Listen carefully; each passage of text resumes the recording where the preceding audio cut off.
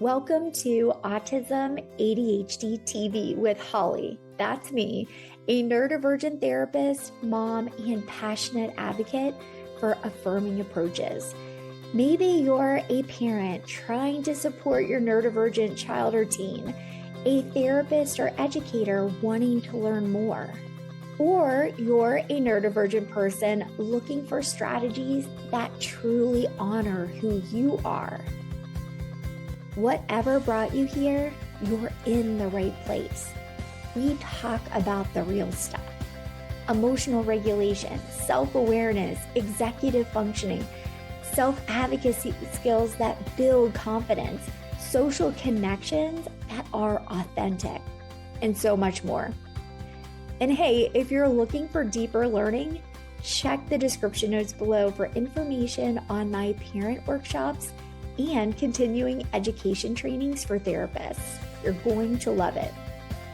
Make sure to hit that subscribe button and give us a like so you never miss out. And if you find Autism ADHD TV helpful, please share it with someone, because together we can create more understanding about neurodiversity. Now let's get into it. Welcome, Shelly Robinson, to the Autism ADHD podcast. Thank you, Holly. I'm super happy to be here. I am so excited that you're here because I just love your work so much. Thank you. I love your work. Oh my goodness, we could fangirl each other all day. We share a love for whiteboard and also don't like shopping. So we like each other even more now. Instant besties. Instant besties. Shelly, I'm going to brag on you for a little bit. I often refer to your cards, which we'll talk about at the end, because I think it's so helpful for parents interacting with their kids and having just this beautiful and connected relationship. But before we get into that, I'm going to introduce you really quick. Shelly Robinson is a certified conscious parenting coach, the founder of Raising Yourself, and the creator of the Connected Kid Toolkit. Through her signature blend of practical tools and inner child wisdom, she helps cycle-breaking parents reparent themselves while raising emotionally connected kids. Her work has resonated with a global community of over 500,000 parents and has been featured by platforms like Mind Valley, Go Zen, Raised Good, and Good News LA. Shelly's mission is simple: to help parents create homes that feel emotionally safe, connected, and full of heart. And that's exactly what you do. Thank you. I appreciate that. Today, we're going to talk about 5 signs you're an emotionally safe parent. And again, one of the many things I love about your work is that you're talking to us, the parents that need to hear these things, but it's also hard to hear some of this information because it really hits us, but we need to. I need to. Yep. Let's get into number 1. What do you have for us? I love starting off on a positive foot, because I think so many of us as cycle breakers and people who are trying to raise our kids maybe a little differently than how we were raised, we tend to be, what I've noticed in my community and parents that I've coached, is we tend to be pretty hypercritical about the mistakes we're making, right? And so we often forget to shine a light on, wait a minute, am I actually doing something right? So I love talking about the things we are getting right, because sometimes that's what we need. That's the momentum we need to keep going on the really hard days. It's just reflecting on, yeah, I'm actually doing more right than I realize. So one of the first things that I love to share about what you're doing right as a parent is giving your kids a safe place to disagree with you. I think that's one of the hardest things. I have a 10-year-old and a 15-year-old, and when they were younger, it wasn't as important to them to be right about things. But as they get older, I've noticed like their passion for wanting to be right and me being wrong has gotten a little bit higher. So I've had to really work on my own ego and putting that in the backseat and saying, what do I need to hear underneath their disagreement? Giving them a safe space to see the world differently than me. A lot of us were not given that, and our parents couldn't necessarily give us a good reason why. They're like, it's because I'm the parent, so I'm right, and therefore you are wrong because you are the child. And that didn't teach us as kids critical thinking skills. It didn't give us a safe space to use our voice. I think that's one of the most important things we can do as parents is let our kids disagree with us. We can teach them how to do that in a respectful way, but just giving them that space to say, I'm not seeing eye to eye with you. Can we talk about it? Oh my goodness. It sounds simple, but it's Yeah. not. You're right. Most of us have not. You don't have an opinion because you're a child and you just don't count. You're supposed to be Yes. seen and not heard. Right. There's that ranking system. Yeah. You don't question me. Mhm. I'm the parent. You don't question me. Again, I don't think any parents want to have a difficult relationship with their kids. Of course, we don't. Yeah. We love them. We would do anything for them, but these old things come out, especially when we're stressed. And Mhm. that's why your information is so brilliant because if we don't recognize that, we can't break that cycle. A lot of us can remember, I know I can, really wanting to be heard, but you just learned you're not gonna be. And not only if you say something, you're not gonna be heard, but also you're gonna get in trouble. That's the feeling of safety that we didn't have as kids. And so I think when your voice is squashed like that in childhood, what can end up happening is the pendulum can swing one way or the other as an adult. Either you just always keep your mouth shut and don't rock the boat because you don't want to be in trouble, or maybe you overcompensate by being really loud and trying to be heard and making people listen to you and using your power in a negative way. We want to raise our kids in a way that allows them to be respectful and share their opinion and know that their voice matters. And And that's hard. It's hard. And I just want to say too that if your kid disagrees with you and you're doing this work, it's still going to probably feel a little icky. I still don't love it when my kids disagree with me. I'm not like, oh, I feel really peaceful in this moment. And I love that they're disagreeing with me. Like I still get annoyed. I feel a little heat in my cheeks. And so I have to go through some of the tools I have in my back pocket to just be like, Shelly, you are safe. It is not a personal attack. So it doesn't, just because you're doing this work doesn't mean it feels good all the time and that you have this like Pollyanna response inside. anytime you have someone who questions you, even if it's an adult, you're going to have Right. some kind of physiological reaction. Another thing I want to mention too is we want to think past that moment. Think, I am glad that they're questioning, or I'm glad Yes. that they're communicating something different to me. That's more important than getting them in line because they're vulnerable. If Right. you don't give them a safe space to tell us things, then they aren't going to tell us That's right. things. Yeah. And they're, again, already more vulnerable where this person is harming me. I shouldn't say anything because they're an adult. Like I have to do what they say and not question. Or I know I can't go tell anyone because I'm not supposed to question what an adult does. Unfortunately, and no one plans this, but it sets up a situation where kids don't feel like they have someone they can tell. So always thinking in ahead where I want my child to self advocate. I want them to be able to tell me anything. And it's not always easy to, like you said, hear some of these Yeah. things. I would much rather my child tell me something than not tell me something. It's going to be hard either way. It's hard. You could shut your child down, and that does make it easier in the short term. But long term, what you're saying is it's a safety issue at the end of the day. You don't want to set your child up to be afraid to speak up when someone could be harming them emotionally or physically. You want to create that safe space for them so they feel comfortable coming to you or to another adult when something doesn't feel right to them. And the way they practice that is by disagreeing with you. And then as their guide, you're teaching them how to do that in a way that is mutually respectful. And they might not get that right the first few times, right? Because they're operating on feelings and maybe impulsivity. So it might come at you a little, it might feel disrespectful or sassy. As the adults, we have to work through those triggers and we have to say, this isn't about me. This is about an opportunity to teach my child, number one, to use their voice, and number two, how to do it in a way that's respectful. And that's going to take time to build that skill. And it doesn't mean they're bad or wrong. It just means they're learning, like just like we're learning, right? How many times do we say something to another adult or a spouse or a partner and we're disrespectful to them, right? Like we lose our cool all the time as adults. So they're learning just like we are.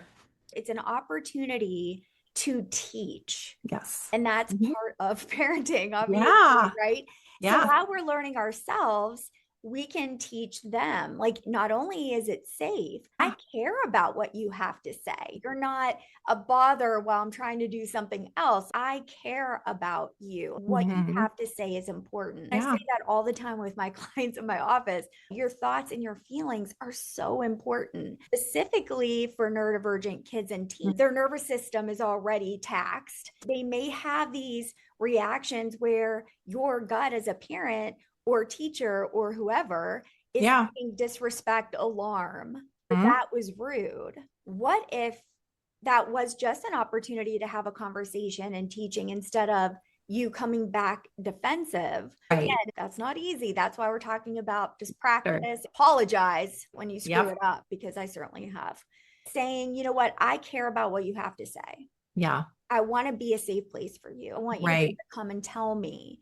But saying that and not being safe, that's Mhm. not the same thing. They're not going to tell you things. So you have to show Right. them, not just say it, but show them you are a safe place. They're also told they're disrespectful. Sometimes their delivery sounds disrespectful, but really they're just confused. It's about getting underneath of that strong, maybe sometimes angry emotion and being curious, compassionate detectives and trying to hear the message. And then when things have cooled down, using that as an opportunity to teach. And I can tell you now that I have older kids, especially my teenage son, this recently happened where I used a rude tone with him because I was getting annoyed and triggered about something we were arguing about. And he was actually staying really calm and rational. And I was the one kind of spiraling out. And he was like, Mom, I feel like the tone you're using is not incredibly productive. I mean, there was this split second where I was like, like my little ego was like, how dare he? But I was like, wait a minute. I literally have said that to him. And so I said, oh my gosh, you're right. I'm sorry. And it's been interesting and really beautiful to see the fruits of that labor pay off and seeing my kids use those tools that I used with them and being on the receiving end of it and seeing him de-escalate that situation with me. Now, it's not his job to do that. And I was in the wrong and I did apologize, but it was really cool to be able to have that little brief interaction with him where that happened. And I thought, oh, I'm so glad that he had that tool, right? In that moment. You've been working on it for a while. A decade at Don't be least. Yeah. discouraged if Sure. that doesn't happen the first time you try this. I feel like that is foundational when it comes to a relationship with your child. Doing that inner work, breaking that cycle, the reparenting yourself, Yeah. especially for neurodivergent parents, they were told they're rude. Watch your tone. But it wasn't because of their tone, it was the way the person heard them. Not long ago, a client of mine had quote unquote questioned a Hmm. teacher and was told that was disrespectful. But really, they were confused as to what was happening because one teacher told them to do one thing, and then later another teacher told them to do something else. And so when they questioned, it was like, don't question me. That teacher was probably stressed in that moment, Yeah. but you can see how a child learns that it's not safe. An adult, you just do what they say. We've been touching a lot on another sign that you're an emotionally intelligent parent, which is piggybacks on this one, which is you don't take your child's behavior personally. Now, I know that's not an easy black and white thing to say that exists on a spectrum, and it's possible to take it a little bit personally, like I just described for myself, and still maintain your composure and still try to tame those triggers that are happening inside. But I think as you do this work more and understand something that you talk about all the time and that we hear in the parenting space is that all behavior is communication. It is a little bit easier to take it less personally when you can really believe that in your heart to be true. And it might not feel true the first few times if you're new to this work or you're just getting started and building that skill and that reframe in your mind. It takes time, but the longer I do this, and I've been at this for so long, it has made it easier. Just repeating that little mantra to myself, like they're just communicating a need. It is not about me. And just anchoring yourself in that. And again, it's not easy. And depending on what your capacity is that day, and maybe you've had a bad night's sleep, right? There could be all these other stressors happening. But it really does help to ground me when I'm tempted to take things personally. And it is hard, especially if it is, I hate you, you're horrible. Yeah, right. Very personal. Yes, and my kids know that I'm a parent coach, so that has been thrown in my face a Oh, couple yeah. of times. Oh, shouldn't you be a little more like under control, Mom? This is your job. And but Oh, it's same. also a good reminder that I'm like, no, actually, I'm messing up all the time and I'm apologizing. Another sign of an emotionally, we're talking about all these signs of emotional intelligence in parents in these conversations, the apologizing. But yeah, it's just saying I have limits. I have triggers and I'm not going to be getting this right. And that's always coming back to repair is what matters. And again, I think when your kids have seen and heard I'm sorry over the years, you will start to see them taking accountability for their behavior as they grow older. I know that doesn't always happen in the younger years, but when they've been on the receiving end of genuine apologies and repair, I have seen in my own family, like my kids come and apologize to me without me like hassling them or asking for an apology. So it really does come full circle, but it takes time. And so while it takes time, there's just so much work on our own ego and ourselves that we have to do. Because one of the things I say about parenting is one of the most important pillars for me is humility. I have to get out of that thinking that I am right because I am older. Yes, I have some guidance and some life experience and some wisdom that I can pass on because I've lived longer, but that doesn't always make me right. And that's not the point, right? We're here for the relationship. And so that's another really great way to stay grounded and not taking your child's behavior personally is do I want to be right or do I want to be in relationship? Okay, that's a t-shirt for life because I want to be in relationship every single time. Same. And now again, we just said that's not easy, especially if you feel like they don't appreciate me. They think I'm Yeah. terrible. I do all these things for them. I show up in all these meetings. I do this. They have no idea. You start listing all the things that you do for it really goes down, this black hole where no one is listening to the other person. If they don't apologize, don't make them. Saying you're sorry when you're not is also not a good idea. Especially for neurodivergent kids, the social stuff is so confusing. They already feel like they do everything wrong. A lot of times, what I'll see is over apologizing, where it's, I'm sorry, because they're so worried to make another quote unquote social mistake.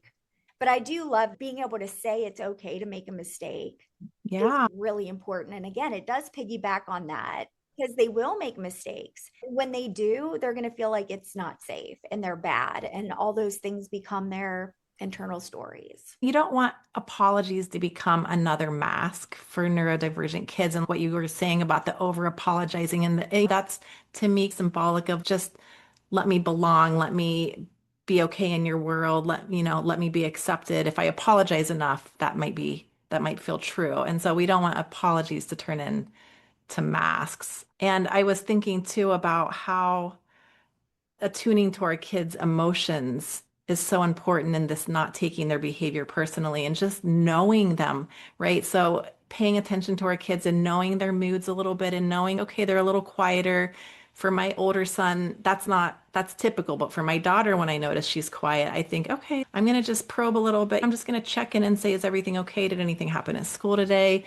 And knowing that their behavior isn't about you, but rather understanding what it means for them. And so I know when my daughter is doing things and she's behaving in a way that isn't easy to be around, it's not about me. It's, oh, something's going on. Like I need to dig underneath of that and check in a way that feels safe and good to her. And sometimes we know that kids don't want to be asked, like, are you okay? We have to find these like creative ways to check in with them to say, I see you and I know you're struggling and I'm here. But sometimes they don't want to hear that script, right? So we have to figure like bring them in. Maybe they like the physical affection, or maybe we bring them a snack, but we let them know we see them, they're struggling, and we're okay with that. It is okay to struggle. You don't have to fix yourself for me, but I see you. And you Oh can my just be a goodness. compassionate witness because that's all I want when I'm upset, right? I don't want necessarily, most of the time, I do not want someone swooping in and fawning over me and saying, what can I do to help you? Just let me be grumpy and cranky and say that you see me and my grumpiness and my crankiness and just be okay with it. Feel safe enough in your own body so that I can fall apart a little bit and then I'll get back up eventually. And I think kids are like that in so many ways. They just want to be like, can I just fall apart around you just for a little bit? And then I'll get back up eventually, but I just need someone to crumble around so that I know it's safe to be me. And a lot of times they don't feel like they're safe to be them anywhere.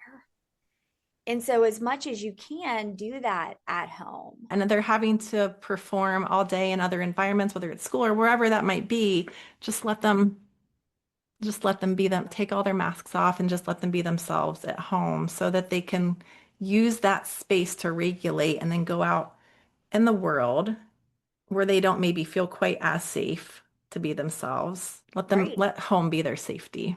I love that. My kid the other day, I don't act the same when I'm at home. I was like, you know what? I'm glad that you can be you here. That's what I want. I think it's important for us to understand that. But making mistakes, absolutely normalize it. I love that. Right. It's relationship that has to be the foundation. In order to create that, this has to happen where we're checking our nervous system before we're interacting.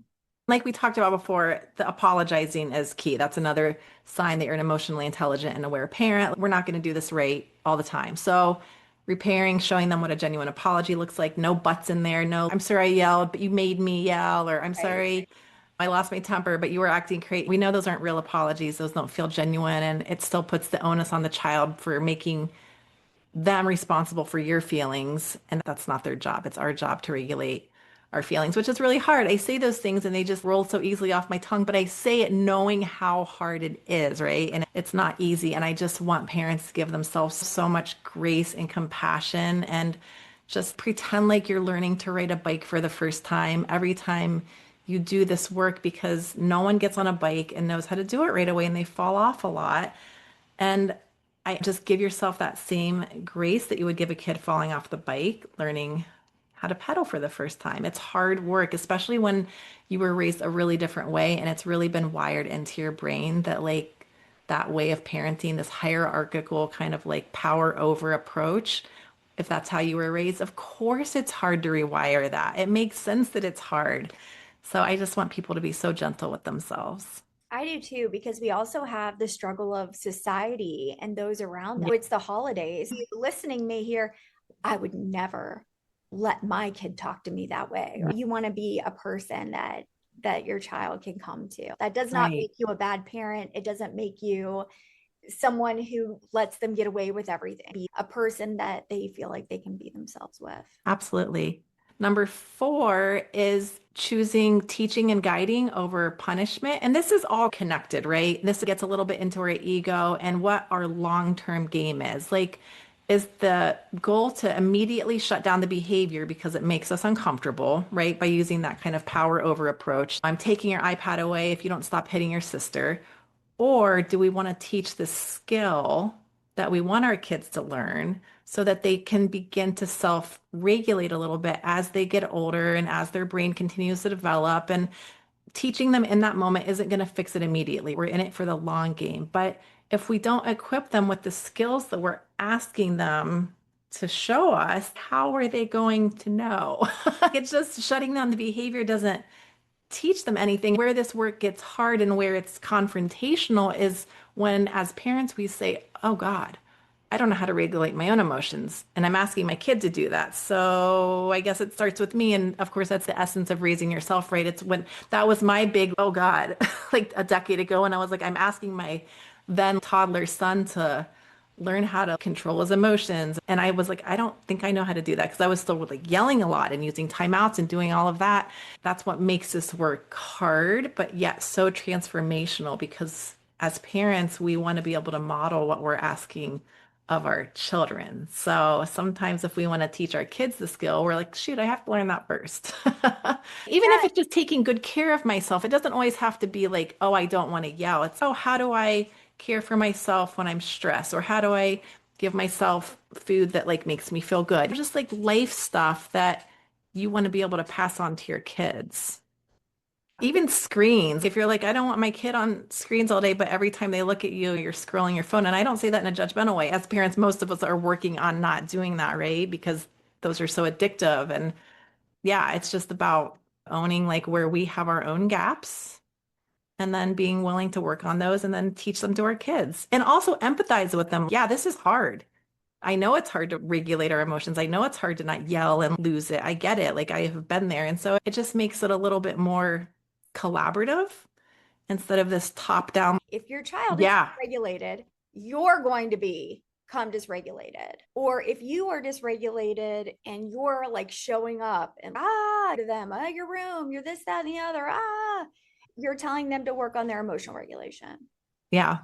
That's a beautiful thing to be able to step back and turn that camera on Yeah. ourselves and say, is this what we want to show them? But like you said, you're going to make mistakes. You can loop back and say, I screwed up here. I remember teaching my kids, I don't know how many years ago this was. I think it was during COVID, but I taught them the word hypocrite or hypocritical, what that word means. And man, once they got a hold of that, they're like, Mom, that was, and they weren't rude about it. It was like just this observing and reporting, like that was hypocritical of you.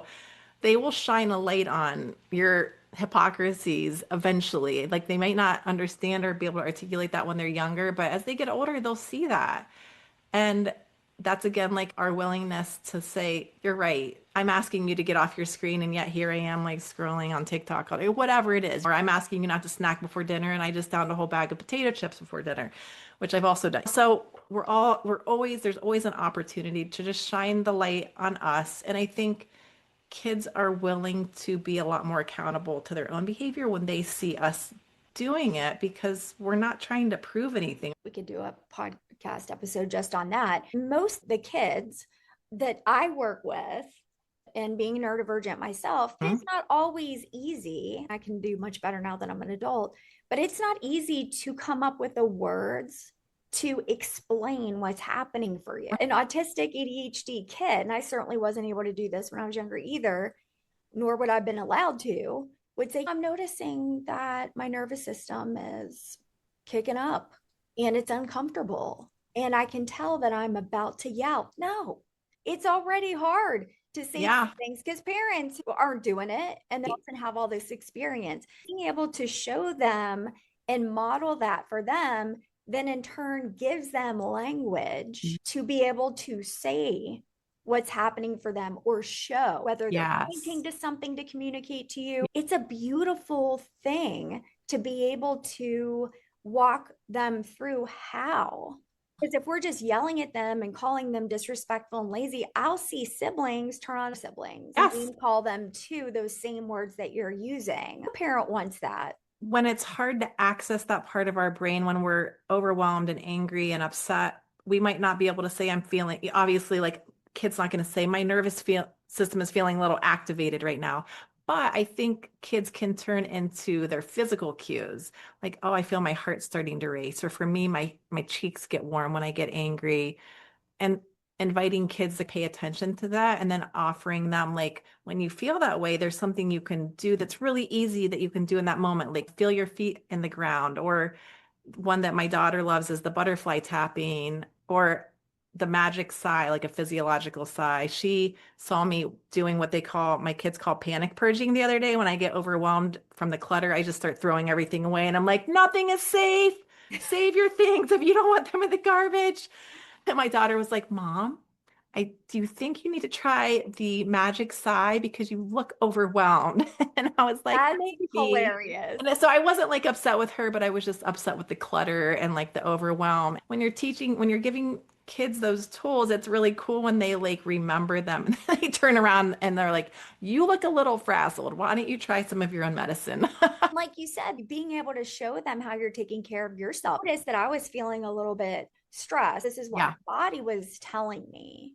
I'm a big fan of visuals. Actually noticing the stacking. You can model that. I have a new freebie coming out where it'll show I'm tired. I was hungry. I was stressed because of this happened. There was this loud noise. A parent can show visually not even asking the child to do anything. Right. Just being a model for them to see this is how it happens, because when we yell, it doesn't come out of nowhere. Exactly. You brought up the fifth thing I wanted to touch on about being emotionally aware and intelligent as a parent, which is caring for yourself. And so This one really has nothing to do with using the right phrase or script in the moment with your child. It's about how are you building the capacity and bandwidth so when those moments do arise, you have the capability to navigate them in a way that you feel good about, that you're like, I love how I handled that. It feels so good to be in one of those like triggering moments. And on the other side of it, you're like, I could have lost it there, but I didn't. And I want to give myself a pat on the back. And the only way that can really happen is if we are taking care of ourselves, like off the field, so to speak, and letting our kids see that. And I think a lot of us grew up with parents, maybe one or both. I know I had one parent in particular who never stopped working. So when I see like someone in my house taking a break or a rest, my knee-jerk reaction to that is a little bit of judgment, a little bit of, what do you think you're doing? Why are you resting? Why don't you suck it up? Because Yeah, that's my suck it up. internal, Don't be lazy. that's exactly right. And don't take a break. That's for wimps and lazy people and all of that. So if you can just combat that narrative, if you grew up with that and letting your kids see like it's okay to rest, it's okay to relax, it's okay to stay in your pajamas for a day if you have the bandwidth to do that and you need to recover. I actively have to work on that because that's not my natural default. Letting your kids see that, and it's good for them to see it, but also again, it gives you the capacity that you need to handle those really tricky moments. And if you are up here with stress and overwhelm and just chaos, then it's really hard to handle those, no matter how many scripts you have and how many books you've read. If you're not well resourced in those moments, it's hard. That's certainly something that I have, I think, slammed with lately through a divorce, Yeah. all these changes. I'm really having to work hard on Yeah. that part, especially now.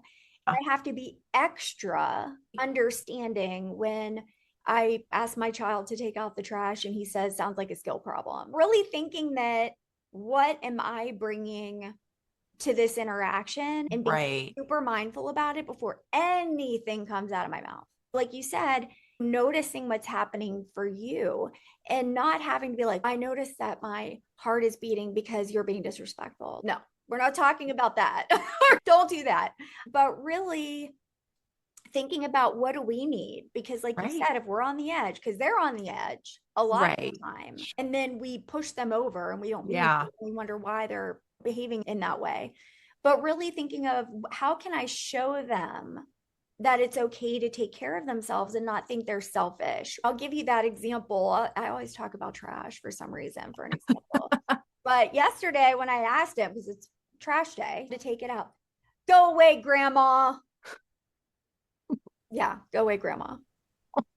And I could have freaked out, which would have gotten us nowhere because he was in the middle of a game, which Okay. that's dumb to even ask him. Right. But I didn't know when it was going to end. Yeah, you don't Like, know. just letting you know, it's trash day tomorrow. I need your help with this. Yeah. Let me know when you're ready. Some people might think that's not okay that he called you. Yeah. Does it really matter? Should I yell at him because he's trying to be funny? No, because my relationship with him is too important. That's what's the most important thing. Not if he calls Yeah. me grandma because some kid online thinks it's going to be funny or whatever. It's about that co-creation. It's removing that hierarchy and saying, how can we come at this together so we both feel good about it? And I get that can't happen in every scenario. We're just aiming for more, right? We're trying to increase that and approach life with them in a collaborative way instead of this top down, I'm bigger, you're smaller, do what I say, because eventually they're not going to be smaller than you. I have a 15-year-old who's 6'2", so he's physically bigger than me, but emotionally, like they have a lot more critical thinking skills now and they can see the error in some of our ways and they won't hesitate to point it out if you've raised them in a way that kind of feels safe to do that. So eventually that's going to catch up. So that might work when kids are younger. We can intimidate them into compliance,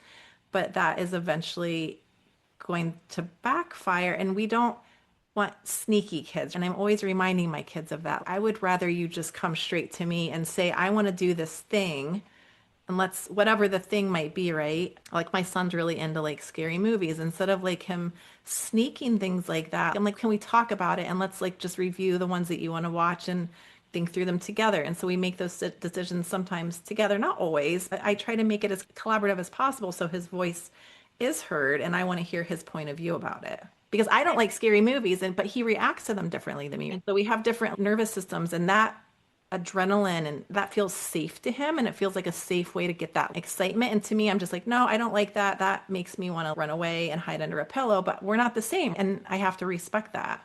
And I think that's great because you just said respect. So if we don't respect them, Yeah, they're certainly not going to respect us. You could right. have handled that much differently. You could be like, nope, nope, Yeah, with no explanation, right. with no care about how he feels or what he Yeah, thinks about it. When we shut them down, they are just going to go and figure out how to do it anyway. yeah. And then you have no idea what their thoughts and feelings are around it because they're not going to tell you. Yeah, and it doesn't mean you can't say no, but I think no with an explanation. It doesn't mean they're going to like the no. There have certainly been movies where I'm like, absolutely, that's a no. And I explain why. And you have to also tune into your kid and what they can hear. Like my son likes to hear the scientific or the neuroscientific explanation about some of the things I say no to. My daughter doesn't really care. So I don't get into that with her that much, but kind of tuning into what your kids want to hear when you do say no. And like they will ask for a reason. And if I don't give them one, if there isn't a legitimate reason and I just say no because I want to be on a power trip that day, which is sometimes true. Like I'm like, can I just say no to you? And they're like, that's not how this family works. And I'm like, oh, it's so annoying. What have I created? Yeah, I think no's are fine, but like having a reason that you can explain to them in an aged and developmentally appropriate way just makes the no feel more respectful. Also, that it gives them that modeling. If you ask them to do Yeah. something and they're like, no, Yeah. and then you're not showing them and modeling that it's okay to say why. For Yeah. example, if you just said, okay, go clean your room, and they're Yep. like, no, and then you yell at them because they said no to you because you think it's disrespectful, versus under that no might be, Yeah. I'm overwhelmed, it feels impossible, I don't know where to start. Yelling at them isn't going to help make that task more doable. Yeah. Being able to find out why they say no, why they're upset, is actually Yeah. going to open the door to the how. How Yeah. can this be possible? In what way can it be possible? How can I help Yeah. support you in this? I'll share a quick example with my daughter with something she really didn't want to do. She struggled to put her laundry away. Like that would be part of her weekly chores. I wash the laundry, you put it away. And this would be like, this went on for 6 or 8 months, just like her struggling to put it away. I hate putting my laundry away. So here I am asking her to put her laundry away. And my closet is just like jammed full of just me chucking things in there and shutting the door. So that was unfair. But finally, I was like, you know what? I feel like you hate putting laundry away as much as I do. I wonder if we can figure out a solution. So we ended up like gutting this whole like having to hang things up and fold things. She hates folding things. She hates putting things in drawers. We just got her some really cheap baskets and it's here's socks. She just throws them in there now. Here's socks. Here's t-shirts. Nothing's folded because nothing she wears. I don't Yeah, fold things. I don't really care. You know what I mean? I don't really mind things being wrinkled. She doesn't care and it works. And now she puts her I laundry love away. that. And I mean, she pushes back sometimes, but for the most part, 95% of the time it's done because it's just a fun game to her now. And she can just Yeah, shoot them in there and they go in and it's easy and she can see them and she doesn't have to fold it and put it in certain ways. I can't tell you how much I love that, Thank because you. you can think about all the ways that could have gone sideways. I think I shared with Cam on her podcast, and Cam is so lovely. Dr. Yeah, Cam, I she's love in our her. group as well. I told her I was in trouble so much about my room and how messy and how Yep. I was lazy, I was irresponsible, I was all the things. And I'm the least irresponsible person you'll ever meet. Like, I'm super uber responsible. But that was hard for me. Having ADHD, didn't know that, being autistic, didn't know that. It became so painful. I was scared all the time because somebody was going to come in my room and tell me how bad it was. I couldn't keep the top of my dresser clean. I could do a gazillion things, but that Yeah. is really tough. So, like I said, I'll be 51 on Friday, girl, and I don't have a dresser. I don't have a dresser because it Yeah. was horrible. Oh, What's cool about it? Who cares? It doesn't have to right. work one way. Who Right. decided dressers were a thing? Decided that maybe they did it because of whatever was happening back in the olden days. It made sense then. It doesn't really make sense now. No, it doesn't. It doesn't make sense for so many people. You and my daughter and me, we're not the only people who hate that Yeah. task. And it doesn't work for a lot of our brains for whatever reason. Why can't we just come up with solutions that work for people's the way their brains think and that what makes things easier. Like, why do you want to make a task like that harder than it needs to be? That's just an example, but there's so many other things that we want to teach kids that there's more than one way to get there. And by tuning into them and seeing them and saying, I can see that you don't love to learn that way. I can see that you love to learn visually. And we put them in these situations and they're in the classroom sometimes where it doesn't always work that way and they can't get that much individual attention. So it's our job at home to see them as much as we possibly can. And it's hard to see them if we don't see ourselves first. And that's, again, the essence of starting with us. If we can't see that maybe we need different accommodations and we need to do things a little bit differently, we have to be able to accept that about ourselves first before we can accept that about our kids and embrace it. I don't just mean accept it and tolerate it, but embrace it and being like, I love the way you are. I love exactly the way you are. And we can't, it's so much easier to say that to our kids when we say that to ourselves. And I am actively working on that myself. I'm in my mid 40s and I still struggle with just, you're awesome the way you are. Like saying that makes me a little bit teary-eyed because there's a part of me that still doesn't believe that's true. So I'm actively overriding that. You're scattered, you're lazy, you're chaotic, and just being like, you're awesome. Your brain is awesome. You're awesome. So that I can say that to my kids and mean it wholeheartedly. Every time I read your stuff, I get teary. We need to look at ourselves because we're bringing so much to the table. If we don't do that work, they're not going to trust us. They're not going to tell us things. And then that can lead to all kinds of other things that we don't want to happen for them. It comes back to relationship every single time. I know you say this and I say this as well. Do I want to be the unsafe person that's like yelling, screaming, or do I want them to know they can trust me? I'll listen. I'll be able to do the best I can in this moment for them and how important they are to me. I think most parents will say, yes, that's how I feel. And we have to do the work to show up that way. Hopefully doing the work in a way that prevents to let our kids backpack when they're adults be a little bit later, right? We're not going to do this perfectly, but we're all unpacking a lot of pretty heavy baggage from our childhoods about what we learned about ourselves and what we internalized. And we just want to make that load a little bit lighter for our kids. I love that. It might not be empty, but just later. Just one for later. Exactly. Thank you so much, Shelly. Oh, this has been so fun. I appreciate you, and I'm so glad that we are friends. So let everyone know how they can learn more about you. Yeah, I am on Instagram, Facebook, and TikTok, Raising Yourself, and ShellyRobinson.com is my website. Yes, and I'll make sure that I have everything below. And how you get to Shelly's lovely work. Especially, I have to brag on your cards. Oh, thank you. Buddy, you got to go get Shelly's cards because she has this beautiful way of expressing with what they need to hear and what we need to hear when we're reparenting ourselves. I love them and I use them. Thank you so much. I appreciate that. You're welcome, Shelly. And I'm sure we'll be chatting again soon. Yeah, absolutely. Thank you, Holly. Take care. Bye-bye. Bye. That's a wrap on today's episode. If you found this helpful, please consider hitting that like button and subscribe so you don't miss anything. And if you're thinking, oh, I know somebody who would really appreciate this episode, please send it on to them. Also, don't forget, go down to that description below because I have loaded it with free resources and information on my parent workshops and continuing education trainings for therapists. Everything you need to keep learning and growing.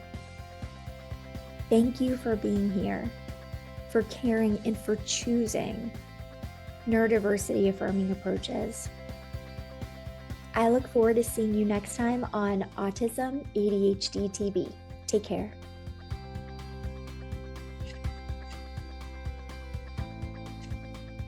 All content provided is protected under applicable copyright, patent, trademark, and other proprietary rights. All content is provided for informational and educational purposes only. No content is intended to be a substitute for professional medical or psychological diagnosis, advice, or treatment. Information provided does not create an agreement for service between Holly Blanc-Moses Crossvine Clinical Group, the interviewee, Holly Blanc-Moses LLC, and the recipient. Consult your physician regarding the applicability of any opinions or recommendations with respect to your symptoms or medical condition or the symptoms or medical condition of your family member. Children or adults who show signs of dangerous behavior toward themselves and or others should be placed immediately under the care of a qualified professional.